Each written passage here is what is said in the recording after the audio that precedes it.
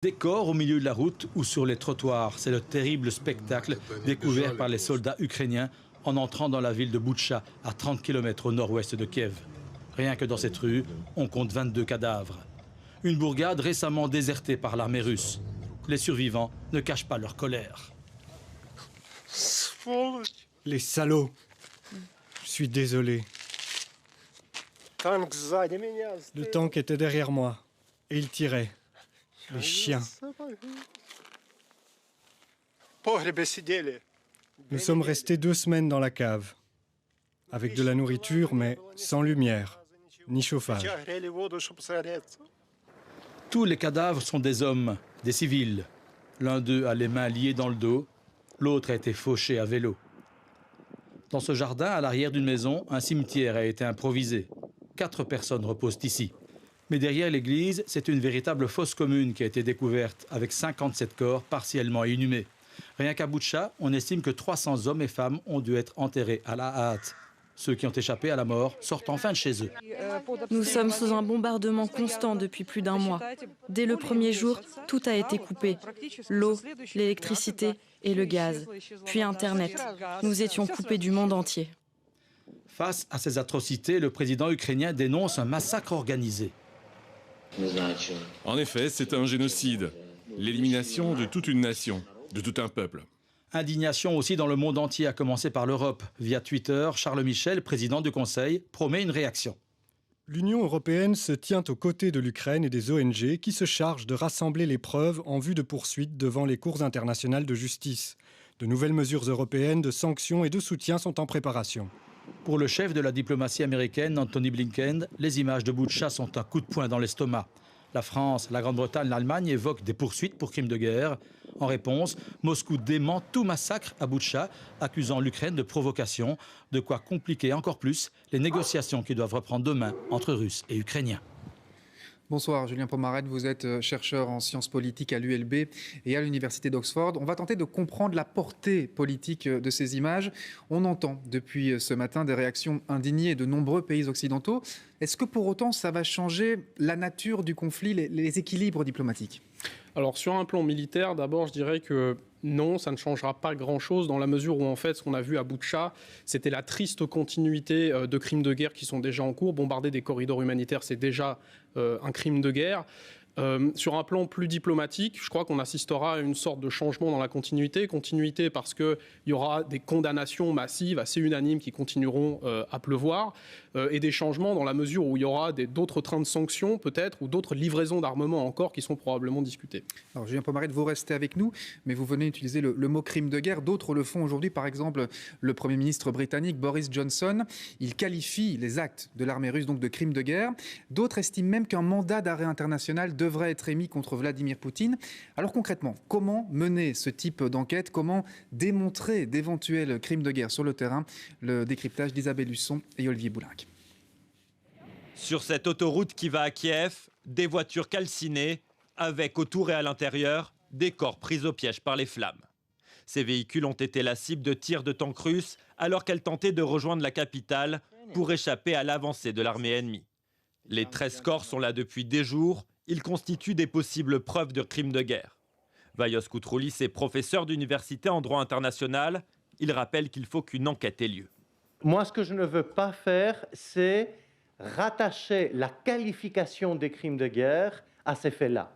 Parce que juridiquement, cette qualification-là ne peut exister qu'à partir du moment où on a un jugement, qu'à partir du moment où on a identifié que les faits ont été commis et on a identifié les auteurs des faits commis. Ces photos transmises par l'armée ukrainienne viennent toutes de localités de la région de Kiev. Elles aussi serviront à l'enquête. Elle a déjà été ouverte par la Cour pénale internationale et elle pourrait prendre du temps, de 2 à 10 ans. Ceux qui sont du côté des civils disent qu'il s'agit des crimes de guerre parce que les civils ont été délibérément visés.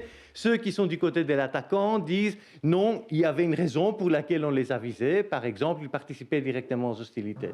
Si les faits sont avérés, les auteurs, les complices, mais aussi les responsables pourraient être condamnés. Un mandat d'arrêt pourrait être délivré contre Vladimir Poutine. Problème, la Russie ne reconnaît pas la Cour pénale internationale. Elle ne livrera pas d'elle-même son président et pas sûr que d'autres pays où il pourrait se rendre en prennent la responsabilité. Selon les règles de droit international public, Poutine bénéficie d'une immunité en tant que chef d'État. Et donc, il y a tout un nombre d'États qui ne voudront pas exécuter le mandat d'arrêt. Un précédent existe. Omar al-Bashir était visé par un mandat d'arrêt pour son rôle dans le génocide au Darfour. Mais l'ancien président soudanais n'a pas été inquiété pendant plus de 10 ans, jusqu'au changement de régime dans son pays. Il y a un an, Vladimir Poutine a lui fait en sorte que la loi russe lui permette de rester au pouvoir jusqu'en 2036. Et ces macabres découvertes faites aux alentours de Kiev ont été faites car les Russes ont quitté la région. On va parler de ce redéploiement militaire avec vous dans un instant, Julien Pomarède. Mais d'abord, écoutez le témoignage de notre correspondante à Kiev, Maureen Mercier. Elle nous explique que la population sur place aussi entre soulagement et tristesse. On l'écoute. Oui, il y a évidemment une forme de soulagement parce qu'on n'entend plus les sirènes comme on les entendait il y a encore 24 ou 48 heures ici à Kiev. Mais il y a surtout une immense tristesse. Pourquoi ? Parce que le retrait des troupes russes signifie qu'on a accès enfin, notamment à la ville d'Irpin, dans le nord-est de la capitale. Cette ville a subi des combats absolument effroyables ces dernières semaines. La ville est totalement détruite. Et puis surtout, nous les journalistes, on a enfin accès aux témoignages des civils qui sont restés ces dernières semaines coincés dans cette localité. J'ai pu interviewer notamment des grands-mères qui me disaient comment la violence des militaires russes à l'encontre des jeunes hommes ukrainiens civils surtout était absolument effroyable. Ces grands-mères me racontaient comment les militaires russes sont allés traquer jusque dans les caves ces jeunes hommes pour les abattre. Tous ces témoignages commencent à faire surface dorénavant. Une jeune Ukrainienne me disait « Je n'ai pas dormi de la nuit, j'ai même pleuré pour la première fois depuis le début de la guerre parce qu'elle entend ces témoignages absolument terrifiants depuis hier soir. Elle a pleuré donc pour la première fois. Je dirais qu'ici à Kiev, plus qu'un soulagement, c'est vraiment la tristesse qui s'est emparée de la capitale. Julien Pomarède, on l'a compris, l'armée russe a quitté les environs de Kiev. Pour aller où ? Que se passe-t-il sur le terrain ?